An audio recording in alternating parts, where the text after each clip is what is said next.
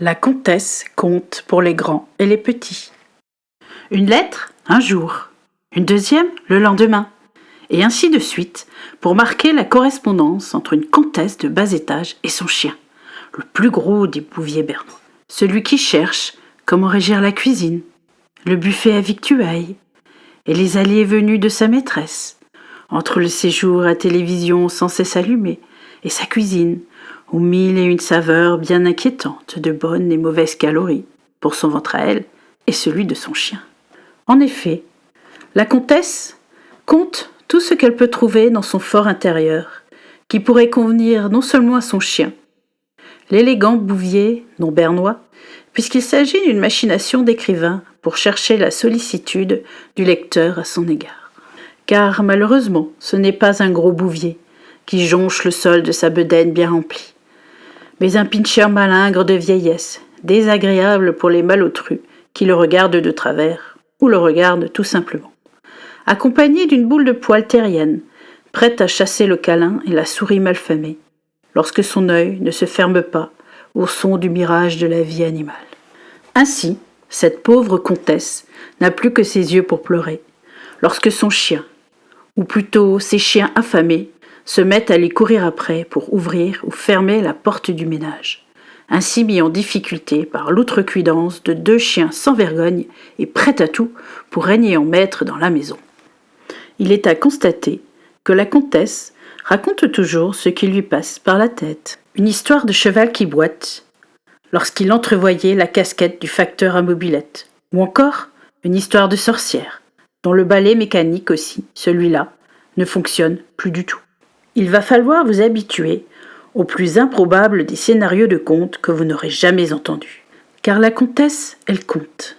Et cela sans s'arrêter, ne serait-ce qu'une seule minute, pour préparer la fameuse pâtée du dit chien affamé et sans repos, face à l'inactivité présumée de cette maîtresse, dont les contes se parent de mille et une couleurs à travers la dite sainte journée, pour tous ceux qui travaillent sans y associer leur chien au moment venu. Voilà pourquoi la comtesse a mis tellement de temps pour réussir à conter ses histoires à ses nouveaux auditeurs, du plus que gentillet garnement youtubeur qui se prend à l'entendre à présent. Il faut dire que le labeur ne lui fait pas peur à la comtesse. Elle est juste un peu empressée par ses chiens à longueur de journée, lui demandant d'ouvrir ou de fermer la porte du salon à volonté, tout comme la mise à disposition d'une eau fraîche en été, tempérée à l'intersaison et quelque peu tiède à l'hiver venu. Quoi de mieux qu'une infusion de thé à la moelle osseuse pour passer un hiver au calme, me direz-vous. Mais la comtesse n'en peut plus. Elle tente donc désespérément de ravir son auditoire en le conviant à ses soirées ou après-midi, voire même matinées, de bonnes histoires à ne jamais garder pour soi. Oh, grand jamais! Car une histoire qui passe par la tête de la comtesse est toujours bonne à dire, même si parfois elle parle aux plus petits d'entre nous, lorsque les adultes se meurent de peur face à la dictée incongrue d'une maîtresse intello et sans affect pour des parents ainsi dans le désespoir face au A et au A. Sans accent, ils sont quand même plus beaux pour la comtesse, car l'accent a tendance à la mettre en difficulté face à la facétie d'une leçon d'orthographe mal intégrée en français d'alors. Mais cela n'est pas un problème, puisque chaque conte de la comtesse aura plein de A, avec ou sans accent. Et vous savez quoi? La maîtresse n'y verra que du feu, et les enfants et les parents également.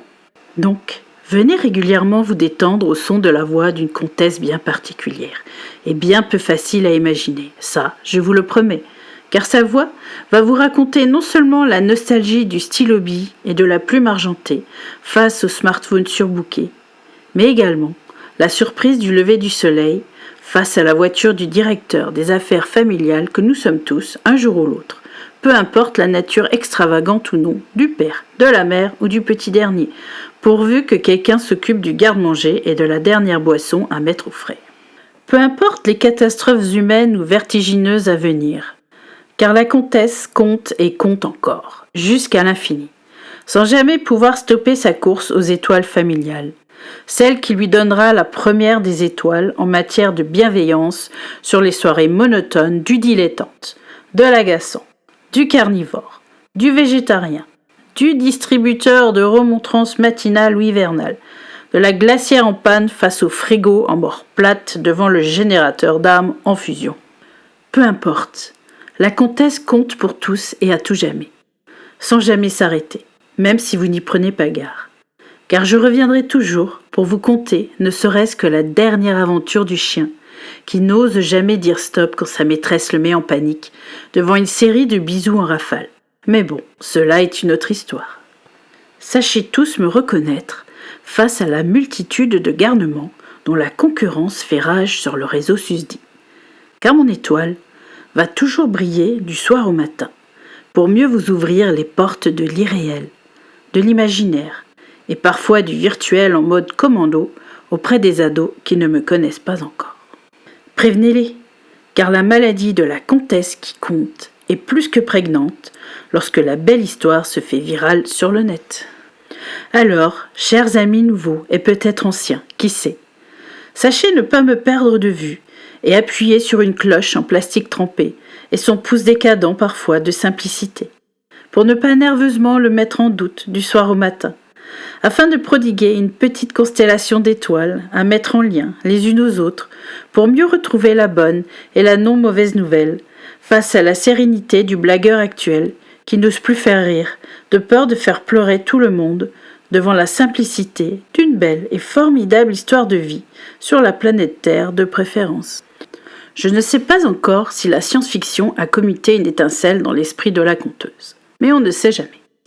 Attendez-vous au spectacle de toutes sortes, et non à la déchéance d'une femme en train de crouler sous le prix élevé des croquettes pour chiens, car les siens ne mangent que la marque dont l'inflation a oublié de stopper sa course.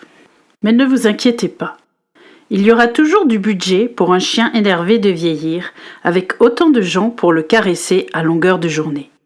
Et un terrier, dont la devanture ne mentionne jamais que lorsqu'il aboie, c'est pour avoir des câlins, et non manger le monsieur qui vend des patates à longueur d'année et qui sonne impromptument à la porte. Ainsi, les casquettes du facteur que je suis vont passer du rouge sang au bleu turquoise, en passant par le blanc limpide qui irrigue nos histoires de vie parfois, ainsi que nos rêves les plus fous. Alors, je vous propose de rêver ensemble, le temps d'une histoire d'un quart d'heure maximum. Car n'oubliez pas, la dictée du jour pour la maîtresse du jour est toujours importante à préparer. Il ne faudrait pas que notre petit dernier ait une mauvaise note pour gâcher sa carrière de futur entrepreneur autoroutier sur la planète tout entière.